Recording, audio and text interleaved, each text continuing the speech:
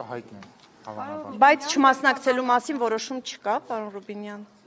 Այս տարի չգնալու այդ ֆորումը։ Ասում եմ, երբ որ ժամանակը գա, դեռ մի քանի օր կա, մինչև դա կտեսնենք ով կմասնակցի կամ չի Ռուսաստանի հետ կապված է վերջին այցից հետո Նիկոլ Փաշինյանի հայ գործարանի հանդեպ համակարգ քաղաքական համատեքստունի կոնյակի գործարանի հետ կապված հիմա ջերմուկի գործով է վերաբացվել։ Ինչ է վերաբացվել։ Ես չեմ տեսել պարոն Սիմոնյանը ինչ է գնացել, բայց ենթադրում եմ, սա զուտ իմ ենթադրությունն է, որ երևի ինպես զայրացել է, որ որոշ հայաստանյան լրատվամիջոցներ իրենց տերերի հրահանգով փորձում են ստեղծել մի տպավորություն, թե իբր ինչ-որ տնտեսական խնդիրներ կան, ոչ մի խնդիր չկա, հանգիստ եղեք։ Ես էլ ձեր հարցին պատասխանեցի։ Դե ասեցի չկա։ Բացած է։ Թեփուչիկը շատ կոշտ հայտարարություններ իջեցրեցին, այստեղ էլ դա շարունակվեց, օրինակ գալիս մնան ասում են, եթե գազի գինը թանկանա, կամ հիատումից համ հապկի։ Բայց ինչի պետքա գազի գինը թանկանա։ Թե ձեր թիմարկի։ Չէ, մի վայրկյան ինչի պետքա թանկանա։ Մի վայրկյան ես ձեր հետ չեմ, Ռուսաստանի Դաշնության նախագահը նման ակներ չի արել։ Ձեզ եմ հարցում, ինչի պետքա թանկանա։ Այսինքն ակներ Մի վայրկյան, չի հնչել, գազի գինը ինչի պետք է թանկանա։ Մի վայրկյան, դուք նկատի ունեք, որ Ռուսաստանը պետք է, չգիտեմ, ինչ-որ պայմանավորվածություններ չկատարի, թշնամական գործողություններ կատարի, ինչի համար։ Նման ակնար կանում են հայաստանյան որոշ քաղաքական ուժեր եւ նրանց ենթարկվող լրատվամիջոցներ, սերի բարեկամներ։ Երբ որ Ռուսաստանի փոխվարչապետը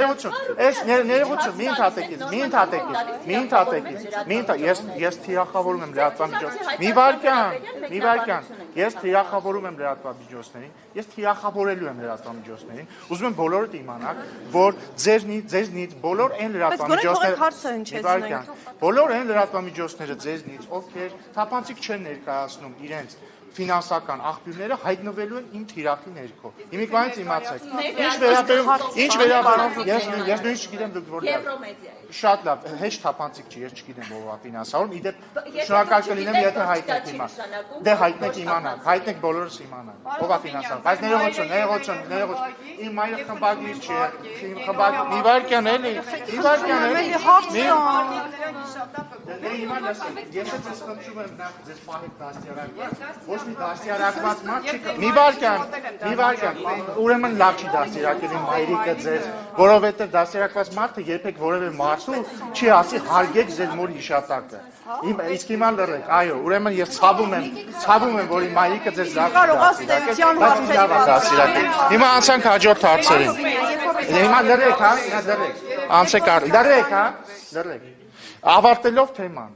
Ձեր այս փուչիկը, որը դուք ուզում եք փչել, թե իբր Ռուսաստանի հետ տնտեսական խնդիրներ կա, ես հասկանում եմ դուք ինչ եք այդ փուչիկը ուզում փչել, որովհետև օրինակ կալուգացի օլիգարխը պատրաստվում է դա դարձնել իր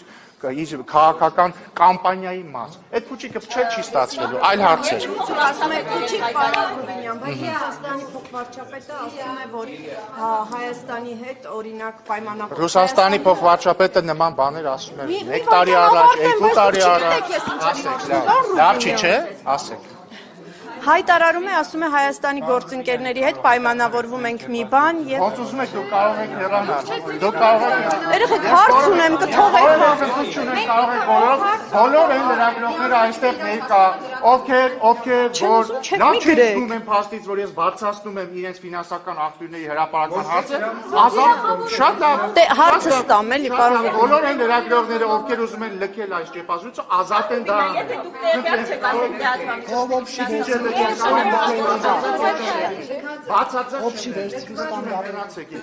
Ես հարցը ստամ։ Շատ լավ։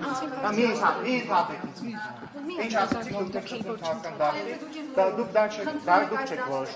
դուք չեք որոշում, որոշումա ժողովուրդը կորոշի ով կհեռանա քաղաքական դաշտից թե ոչ, ու նաև ես վստահ եմ, որ ժողովուրդը կտա մեզ մանդատ այնպես անել, որպեսզի լրագրողները եւ լրատվամիջոցները, որոնք սնվում են տարբեր օլիգարխների կողմից, իրենք ստիպված են լինելու հրապարակել իրենց ֆինանսական աղբյուրները, ու մարդիկ իմանալու են, թե լրագրողները ովքեր գալիս քաղաքական ելույթներ են ունենում, ոչ թե հացեր են տալիս այլ քաղաքական ելույթներ, ում պատվերով են դա անում։ Այնինք մարդիկ իմանալու են դուք կոնկրետ դուք ում պատվերով եք օրինակ գալիս են բաներ անում։ Դե լավ, արդեն գնացեք, դե արդեն գնացեք խանգարում եք։ Խնդրեմ ծեր, մի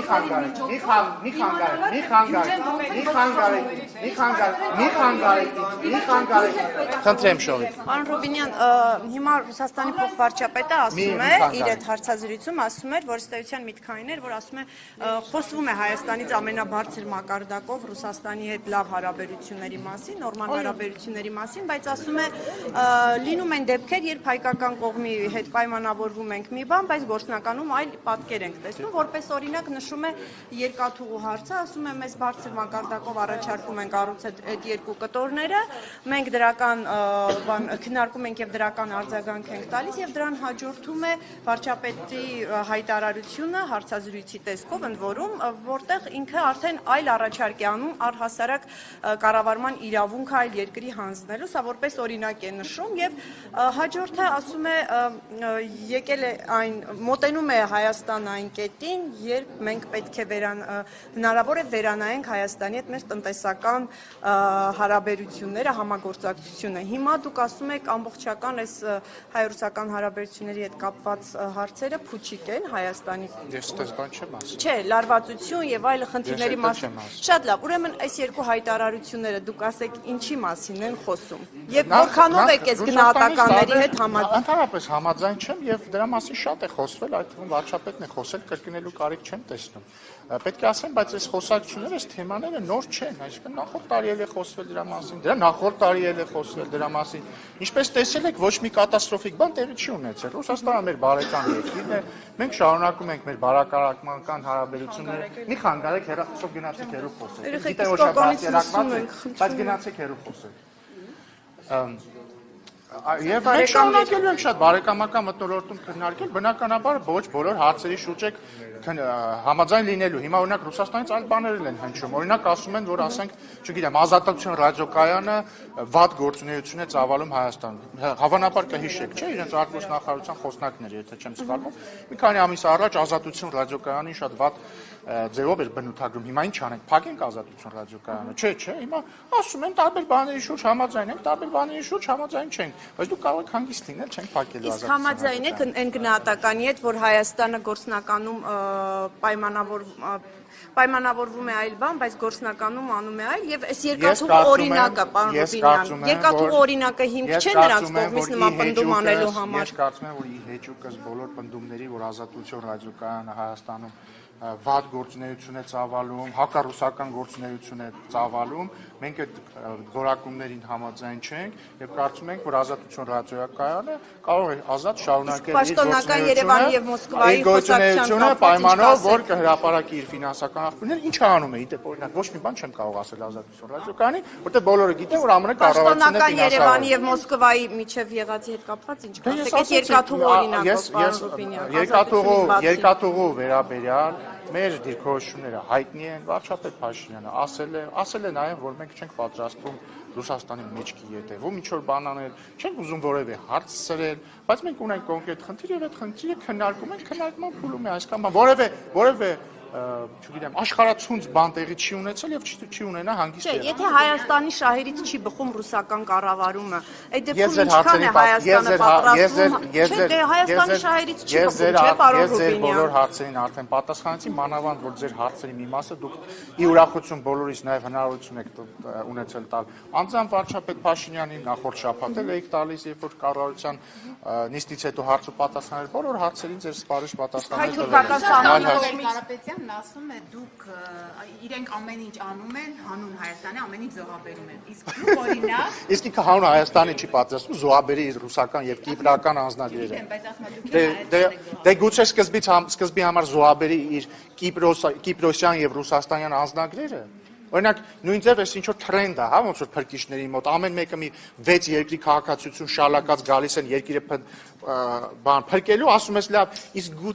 գուցե այն Բագրատ Սրբազանն էլ ճակերտների մեջ չէ, Կանադայի քաղաքացիներ, երբ որ ասում են գուցե դուք զոհաբերեք ձեր Կանադայի քաղաքացիությունը, չէ, այտենց չէ զոհաբերում։ Այսինքն իրանք ուզում են գան դառնալ վարչապետ, բայց մի հատ պրիմիտիվ օտարերկրյա քաղաքացիությունը չեն ուզում զոհաբերեն, որ այս ժողովուրդը հասկանա, որ լավ, այս մարդիկ կատարածու չեն, մանկլավիկ չեն։ Ում կատարածուն են, պարոն Ռուբինյան։ Չգիտեմ, ում կատարածուն են, հաստատ ոչ Հայաստանի ժողովուրդը։ Ընդհանուր առմամբ ինչպես կգնահատեք Ինչ։ ելույթի փաստը։ Ում ելույթ։ Սամվել Կարապետյան։ Ես վստահ չեմ, որ Դրանում դա արձարծված զրույցները, Ես վստահ չեմ, որ դա ելույթ է։ վերաբերյալ դիտարկումները։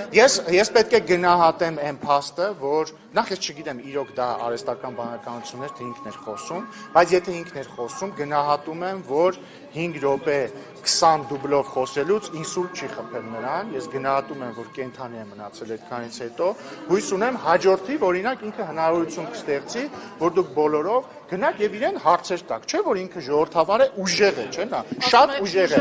Ես վստահ եմ, որ ուժեղ Սամվել Կարապետյանը ոչ մի դեպքում չի վախենա ձեր հարցերից։ Ես վստահ եմ, որ Նարեկ Կարապետյանից ուժեղ Սամվել Կարապետյանը, սա շատ կարևոր է, ուժեղ Սամվել Կարապետյանը չի վախենա պատասխանել Նարեկ Կարապետյանի մեկ հարցից։ Կիրակոսյան, հազար ներողություն աջան։ Նարեկ Կիրակոսյանի մեկ հարցից չի վախենա Սամվել Կարապետյանը։ Ես վստահ եմ, որովհետև նա շատ ուժեղ է։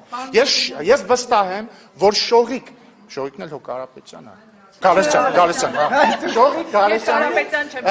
Ես վստահ եմ, որ Շողիկ Գալստյանի մեկ հարցից չի վախենա ուժեղ Սամվել Կարապետյանը։ Ես վստահ եմ, որ Ռիփսիմե Ջեբեջյանը չի վախենա ուժեղ Սամվել Կարապետյանից եւ կտա 1 կամ 2 հարց։ Ես վստահ եմ, որ Ռիփսիմե Ջեբեջյանը ցես կկանգնի եւ մի հատ 10 րոպեանոց քաղաքական ելույթ կունենա ուժեղ Սամվել Կարապետյանի դիմաց, բայց օրինակ այստեղ նստած է Արմատ մեդիայի լրագրողը, որը ֆինանսավորվում է ուժեղ Սամվել Կարապետյանի թիմակիցների կողմից, այ վստահ եմ, որ Արմատ մեդիայի լրագրողը իհարկե մեծ հաճույքով հարցեր կտա Սամվել Կարապետյանին։ Խնդրում եմ մի ընդհատեք, գնացեք իր տունը հարցեր տվեք, գնացեք տուն, հարցրեք, պարոն Կարապետյան, կամ չգիտեմ ոնց եք իրան դիմում, ինքն իր շրջապատն է, չէ՞ ձեզ ֆինանսավոր։ Գնացեք ասեք, պարոն Կարապետյան, ինչի Ռուսաստան եւ Կիպրոսի քաղաքացիություններից չեք հրաժարվում։ Չէ՞ որ դուք ամեն ինչ պատրաստ եք զոհաբերել հանուն Հայաստանի։ Խնդրում ենք, զոհաբերեք ձեր ռուսական եւ կիպրոսյան պասպորտը, պարոն Կարապետյան։ Ուժեղ առաջնորդ, ուժեղ, գնացեք ասեք։ Իսկ ինչ այդ պարոն Կարապետյան ասում է, ուժեղ բանակցող են լինելու, ուժեղ են լինելու Մոսկվայում։ Շատ լավ, 20 դուբլից, ապա ես ուզում եմ մի հարց բացատրել։ Եթե եկեք մի պահ ընդունենք, որ Սամվել Կարապետյանի ելույթը, այս վերջին հանրավակին, իրական է, 50-50 անկեղծ եմ ասում, չգիտեմ, կամ իրական է, կամ անբնական է։ Բայց եթե բնական է, դա նշանակում է, որ այդ մարդը մի հատ 6 րոպեանոց ելույթը ձայնագրել է 20 դուբլից։ Այսինքն ակնհայտ է, չէ՞, դուք բոլորը լրագրողներ եք, հասկանում եք, որ նախադասություն առ նախադասություն են ձայնագրել։ Ինքը այդ ուժեղ բանակցելը ո՞նց է անելու։ Այսինքն գնալու է 20 դուբլից բանակցի, գնալու է ասելու է «Здравствуйте, многоуважаемый», այսինչ, հետո զգալու է, որ սխալ արեց, հետո նորից է ասելու, հա դուբլերով են անելու։ Հաջորդը, դուք հասկանում եք, չէ՞ որ այդ մարդու ամենապարզ եւ պրիմիտիվ խոսելու ունակությունը կասկածի տակ է, հասկանում եք, ուժեղ առաջնորդի խոսելու ունակությունը ընդ որում ոչ միայն հայերենով, ռուսերենով, չգիտեմ, ճապոներենով, հունարեն չգիտեմ, Կիպրոսի քաղաքացիա, չգիտեմ, հունարեն գիտի, չգիտի, գուցե հունարենից է մարդը ուժեղ, թող հունարեն մի հատ ելույթ ունենա, հասկանանք, որ ուժեղ է։ Բայց ինքնին այդ փաստն է կասկածի տակ, ինքը ո՞նց է բանակցելու։ Ես վստահ չեմ, որ ինքը կարող է բանակցել որևէ մեկի ձեր հետ, ես վստահ չեմ, որ ինքը Նարեկ Կիրակոսյանի հետ կարող է բանակցել, ելույթ մնաց ինչ-որ մեկի հետ բանակցել։ Վարչապետին հանդիպել էինք լեզվով են շփվել, չէ՞։ Չգիտեմ, բայց լավ հարց է, պետք է հարցնել, հա։ Ընտրական օրենսգիրքի փոփոխությունից հետո փաստորեն անձնանուն հնարավոր չի ընդգրկել։ Ինչ եք կարծում, իրենք գրանցվել են մյուս անունով, հնարավոր է գրանցվել։ Չեն գրանցվել։ Չէ, գրանցվել են ռեգիստրում են մյուս անունով։ Չէ։ Սկզբից ճիշտ ասում, հայամետը անվանափ տալ։ Խնդիր կարող է առաջանալ գրանցում։ Չի կարող, չեմ կարծում։ Ամենայն դեպս ոչ ձեր ասած կոնտեքստում հաստատ չի կարող։ Խոսում եք Կարապետյան եւ այլն, դուք ունեք օրինակ համակարգման ոլորտ, օրինակ հայ-թուրքական հարաբերություններ, ըստ էության այս ընթացքում որևէ ձեռքբերում արձանագրում չունեք, որ գայականների քայլերագրողների դիմաց ու եթերում ձեր ձեռքբերումներից խոսեիք, այլ ոչ թե ընդդիմադիր ուժերից մեկին 10-10։ Չհասկացա, դուք եք, բայց դուք եք հարց տալիս ընդդիմադիր ուժերից մեկի մասին։ Հարց մի տվեք չանդրադառնա։ Հիմա հարց եմ տալիս Հա, դե տվեք պատասխանը։ Ինչ ձեռքբերումներ ունեք երրորդ երկրի քաղաքացիների համար, ինչ եղավ այդ որոշումը, սահմանները երբ կբացվեն։ Հայաստան-Թուրքիա հարաբերությունների կարգավորման գործընթացում մի շարք քայլեր արվել են արդեն իսկ, եկեք հիշեք, եւ որ ամենասկզբում վերաբացվեցին թռիչքները Երևանի եւ Ստամբուլի միջեւ, որոնք դադարեցված էին մի քանի տարի։ Հիշեք նաեւ, որ պայմանավորվածություն ձեռք բերվեց ուղիղ ավիաբեռնափոխադրումները հնարավոր դարձնելու մասին, ինչը արված է։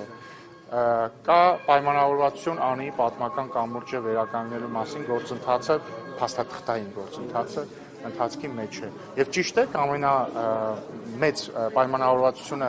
սահմանը երրորդ երկրների քաղաքացիների եւ դիվանագիտական անձնագիր կրողների համար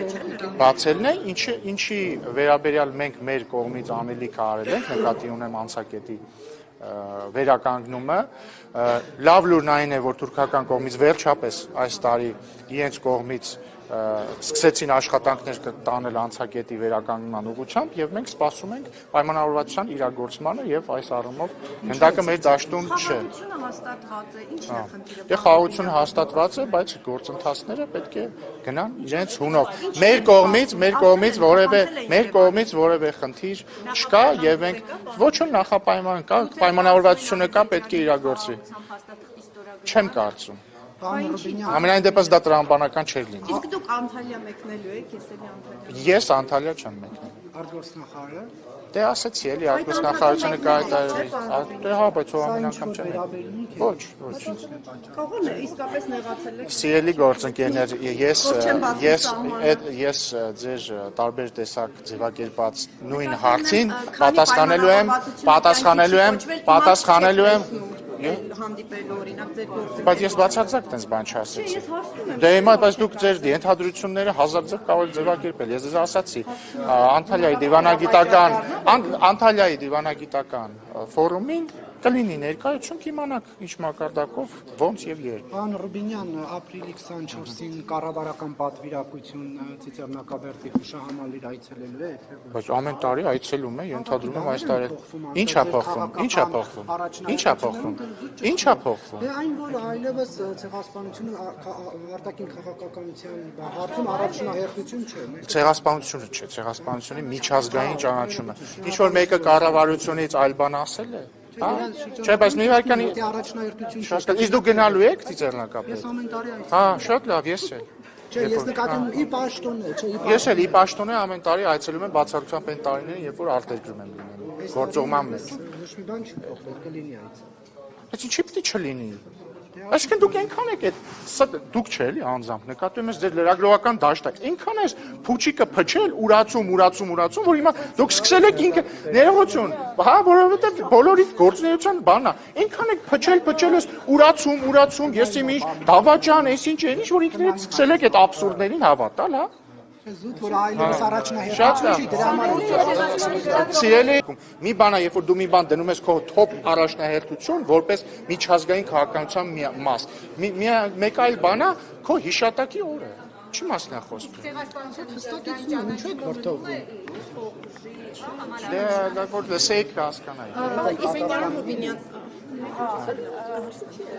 Քանի որ հրապարակվել են առաջկա պատմականացումների մասնակցել քաղաքական հիմնական ուժերի մասնավորապես ընդդիմադիր երյակի, այսպես ասենք, դրական ցուցակները, աչքի անցկացրել եք վստահեմ այդ ցուցակները, ձեր գնահատականը ինչպես է ստացվում, որ երկրորդ նախագահի թիմակիցները հաջողությամբ հանգրվանում են օրինակ Բարգավաճ Հայաստանում կամ Ուժեղ Հայաստանում։ Սա ինչի մասին է։ Դե տեսեք, շատ ընդհանուր քաղաքական շահի մասին է խոսում, թե քաղաքական դաշտը ամլացել է, տեխնատներ չկա։ Դե տեսեք, շատ հատկանշական է, որ փաստորեն կա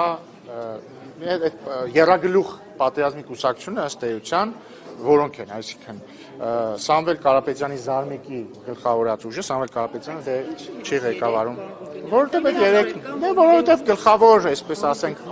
ավանգարդում այդ երեք ուժերն են գտնվում։ Սամվել Կարապետյանի Զարմիկի գլխավորած ուժը, Ծառուկյանի գլխավորած ուժը եւ Քոչարյանի գլխավորած ուժը։ Մի վարքան էլի, մի վարքան։ Հիմա ինչ հետաքրքիր իրավիճակա ստեղծում։ Քոչարյանի գլխավորած ուժի առաջին համարն է Քոչարյանը եւ վարչապետի տեխնացուն է Քոչարյանը։ Ծառուկյանի գլխավորած ուժի առաջին համարն է Ծառուկյանը, բայց վարչապետի տեխնացուն Ծառուկյանը չէ եւ բացառիկ know-how համաշխարհային քաղաքականության մեջ։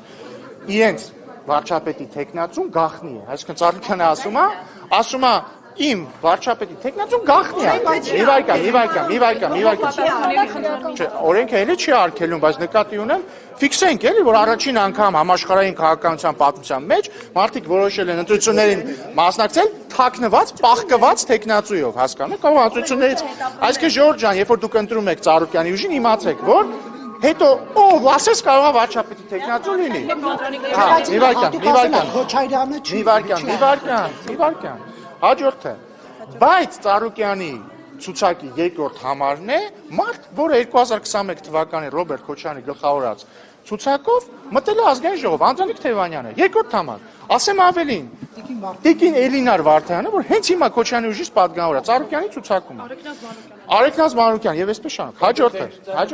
Մի վարքան էլի, արա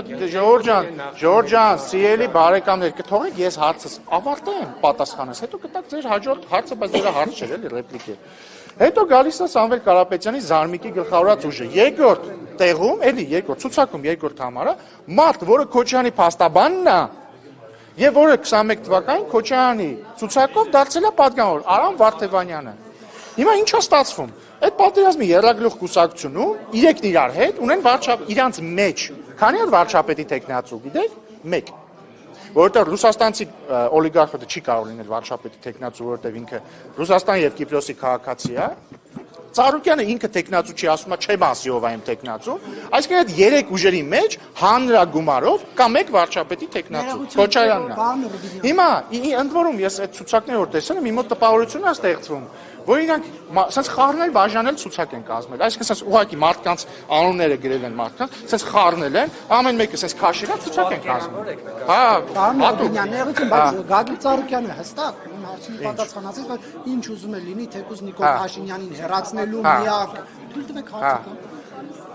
Եթե նույնիսկ Նիկոլ Փաշինյանին հեռացնելու միակ տարբերակը լինի այն, որ ինքը պետք է Քոչարյանի օգտին քվեարկի, որ դառնա վարչապետ, չի քվեարկի։ Որ Քոչարյանի, կարող Լևոն Քոչարյանի։ Իսկ կարող Լևոն Քոչարյանի քվեարկի։ Հարցը Ռոբերտով է հնչում։ Դե հիմա ես ասում եմ կարող Լևոն Քոչարյանին քվեարկի։ Հարցը Ռոբերտով եմ տվել։ Հասկանում եմ, ասում եմ տարբերությունը մեծ է, որ Ռոբերտին չքվեարկի, Լևոն Քոչարյանին։ Կարող Անդրանիկ Թևանյանին է քվեարկում, դա դες մեծ է տարբերությունը։ Ինչու Ռոբերտ Քոչարյանը չեն տալիս։ Կաշխանդվում են, չգիտեմ, բացասական ռեյտինգն է պատճառը, մտածում եմ, եթե անունը տան ժողովուրդը չի քվեարկի։ Ընդ որում նաև գիտեք ինչն է շատ հատկանշական, որ Ծառուկյանը ասում է մեզ թարմ դեմքեր են պետք։ Ասենք թարմ դեմքը ով է, Քոչարյանն է թարմ դեմքը, ինքը Ծառուկյանն է թարմ դեմքը։ Ֆիզիկապես գուցե լավ է պահպանվել, բան չունեմ ասելու, բայց ինչով է ինքը թարմ, ասենք Ծառուկյանը ինչով է թարմ, կամ ներողություն, ասենք Ռուսաստանցի օլիգարխի ինչն է թարմ, Ռուսաստանցի օլիգարխի հարազատ եղբայրը, երբ որ մարտի 1 էր անում, երբ որ Երևանի կենտրոնում 10 հոգի սպանում էին երեկոյան, Ռուսաստանցի օլիգարխի եղբայրը ՀԿ խմբակցության ղեկավարն էր։ Դրանից հետո նշանակվել է Սերժ Սարգսյանի աշխատակազմի ղեկավար։ Դրանից հետո եղել է ՀԿ խմբակցության անդամ, ու եղել է նաև ՀԿ գերագույն կոռուպցիա կա։ Տարեթիվը չեմ հիշի, բայց Բայց գիտեք չէ՞ որ խաբել է։ Իշտղան ասում է, որ տեսնա կոռուպցիոնե դրսևորումները անհամաձայն։ Բայց գիտեք որ խաբել է, ուզում եք ապացուցեմ որ խաբել է։ Ռուսաստանցի օլիգարխ Սամվել Կարապետյանի եղբայրը Կարեն Կարապետյանը 2017 թվականին ընտրություններում մասնակցել է ՀՀԿ ցուցակով, ընտրվել է ՀՀԿ պատգամավոր եւ մինչեւ Թավշյա հեղափոխությունը շարունակել է լինել ՀՀԿ պատգամավոր եւ ՀՀԿ անդամ։ Չի միացել։ Այսինքն խափում են, հասկանում եք, ասում է տեսել է, ասում են անհամաձայնություններ ունեցել ՀՀԿ-ի հետ։ Ասենք ոնց հնարավոր 2017 թվականին անհամաձայնություն ունենալ ՀՀԿ-ի հետ եւ ՀՀԿ ցուցակով դառնալ պատգամավոր։ Դե ուրեմն թող չասեն, որ չի մնացել, այսինքն ՀՀԿ-ի հետ է։ Դա նույնն է, որ ես ասեմ, ես Նիկոլ Փաշինյանի որևէ կապ չունեմ։ Ասենք 7 տարի է պատգամավոր եմ ԿՊ-ի, ես Նիկոլ Փաշինյանի հետ կապ չունեմ։ Ինձ հարց մի տվեք, ես կապ չունեմ։ Սամվել Կարապետյանը լավ հարաբերություններ ունի Ինչ? Ռոբերտ Քոչարյանի։ Կարող եմ, բայց ես թիմի հետ եմ, չէ՞։ Այսինքն տրամաբանական չի, չէ՞ որ հիմա ես ասեմ, գիտեք ինչ կա, ես ԿՊ-ի հետ կապ չունեմ։ Ասենք ԿՊ խմբակցության պատգամավոր, բայց կապ չունեմ, հա։ Պարոն Ռուբինյան, մի տեսանյութ հրապարակվեց, որտեղ Նիկոլ Փաշինյանի դատարանում ըստ էության դատվում էր Հակոբ Ասլանյանը, պայմանական ասած դատարանում, եւ հարց էր տալի վարչության նիստին։ Եվ հարց էր տալի պատկերավորը որն է։ Եվ հարց էր տալիս, ասում եք ձեր падգամավոր դառնալու հարցում ձեր ներդրում ինչ կանա, իմ ներդրում ինչ կանա, եւ Հակոբ Ասլանյանն ասում էր 99.9%-ը ձերն է, պարոն վարչապետ։ Հիմա բոլորին է 99.9%-ով պարտական Նիկոլ։ Օրինակ քանի տոկոսով։ Չգիտեմ, ես տենց հաշվարկներ չեմ անում։ Գնա Հակոբ Ասլանյանին կա։ Նիկոլ Փաշինյանը եթե մի օր ձեզ հարցնի, դուք չեմ կարծում, որ ինձ այդ հարցը կտա։ Պարոն Ռուբինյան, նախարար Ասեփոյ Գալյան ասում էր, որ սահմանադրության նախագիծը պետք է քաղաքացիական պայմանագրի վարչությունում, հետո խմբակցությունում քննարկվի, որովհետև քննարկում այս ընթացքում վարչությունը, խմբակցությունը տեքստի շուրջ Աշխատանքային քննարկումներ, բայց դեռ վերջնականացված քննարկման չենք հասել։ աշխատանքայինը նկատի ունեք վարչությունում եք տեքստը Նկատի ունեմ խառը։ խառարում։ Նկատի ունեմ հիմա ես չեմ ասելու, այս ինչ օրը քննարկեցինք այստեղ, այն ինչ դե քննարկումները շարունակում են, երբ որ վերջնական product լինի, մարդիկ վստահաբար կտեսնեն այդ թվում դուք։ Բայց խմբակցությունը թե վարչությունն է անընդհատ։ Ես ասում եմ խառը, ինչ եմ ասում խառը, որովհետև խոսքը պաշտոնական քննարկումների մասին չի, չէ, աշխատանքային քննարկումների մասին։ Հիմա ես չեմ ասելու, չէ, երեկում եմ հանդիպել, ինչ եմ քննարկել, եթե խոսքը պաշտոնական հանդիպման մասին չի։ Երբ որ վերջնական product կլինի, վերջնական տեքստ կլինի, բոլորը կտեսնեն։ Հեռացման մասով կա տարակարծություն։ Չէ, չկա ու անկախության հռչակագիրը հնարավոր չի հեռացնել։ Եվ դուք նկատի ունեք հաղում են հեռացնել, որտեղ անկախության հռչակագիրը կա եւ միշտ մնալու է որպես պատմական փաստաթուղթ։ Որ ասում եք չկա տարակարծություն, նկատի միաձայնվում եք, որ նորում հղում չի։ Ես պատասխանեցի ինչքան հերիք էր եւ կարծում եմ հերիքա։ Ինչն է ձեր հարցը։ Ինձ չբավարար է ձեր պատասխան դուք տվեք նորից հնչեցեք։ Ինչն է պատճառը, որ եւ Գագիկ Ծառուկյանը եւ Սամվել Կարապետյանի թիմը խուսափում են բացահայտ ասել, որ իրենց վարչապետի թեկնածուն Ռոբերտ Քոչարյանը։ Որտեղ ուզում եմ, դե ինչն էր պատճառը, որ օրինակ ինչն էր պատճառը, որ Մարտուն Գրիգորյանը, որը նույնպես հանգրվանել է Ծառուկյանի ցուցակում, Գյումրիի ընտրությունների քարոզարշավի ժամանակ ասում էր, որ ինքը Վարդան Ղուկասյանին ձայն չի տալու։ Ինչն էր պատճառը, որ ասում էր, տեսեք, ես ԿՊ-ն ուզում եմ գա Վարդան Ղուկասյանին բերի քաղաքապետ, որովհետև ինքը ուզում էր մարդկանց մոլորեցնել, ստանալ քվե, հետո ինչպես տեսակ գնաց ու խմբակցության անդամի պես իր քվեն տվեց Վարդան Ղուկասյանին։ Հիմա նույն ձև իրանք թաքնված, չգիտեմ, ինչ հեքիաթ ասես կպատմեն, իրանց նպատակը հետևյալն է։ Ասել մենք, չէ, ինչ եք ասում, մենք իրար հետ կապ չունենք, օրինակ Ծառուկյանը կասի, չէ, ինչ եք ասում։ Ես ոնց կարող եմ Քոչարյանի հետ կապ ունենամ, մարդ, որը ասենք, իր կուսակցությունը Քոչարյանի ուղիղ հրանգով է ստեղծել։ Հեռավոր 2007 թվականից հետո մարդ, որը միշտ ընտրություններին պաշտպանել է Քոչարյանին, կամ նույն Սամվել Կարապետյանը պետք է ասի, ոնց կարող ենք մենք Քոչարյանի հետ կապ ունենալ, մարդ, որը մուծել է Քոչարյանի գրավը։ Մի վարքյան, կամ ասում են, ինչ կապ ունենք մենք Սերժ Սարգսյանի հետ։ Հեչ, ոնց որ իմ աղբերն է Սերժ Սարգսյանի աշխատակազմի ղեկավար եղել, կամ իմ աղբերն է ՀՀԿ խմբակցության ղեկավարն եղել։ Իրանք ուզում են կեղծ տպավորություն ստեղծել, որ իրար հետ կապ չունեն, որպեսզի քվեներ ստանան, վերջում կպնեն իրար իրանց սիրելի Գյումրիի սցենարը անեն մեկ տարբերությամբ։ Եթե Գյումրիում Գյումրիի սցենարի արդյունքում 6 ամիս հետո Վարդան Ղուկասյանը ձերբակալվեց կաշառակերության մեղադրանքով, այս դեպքում ոչ ոք չի ձերբակալվելու կաշառակերության մեղադրանքով, որովհետև կաշառակերությունը, ինչպես հին եւ բարի ժամանակներում, դառնալու է ոչ միայն դատապարտելի, այլ նաեւ շատ ողջունելի, ազգահաճո, ազգանվեր, ազգային, հարգարժան գործողություն։ Շնորհակալ։ Պարոն Ռուբինյան, դուք եք փաստորեն խուսափում։ Հարցը քննարկվել է տնտեսական հարցերի մշտական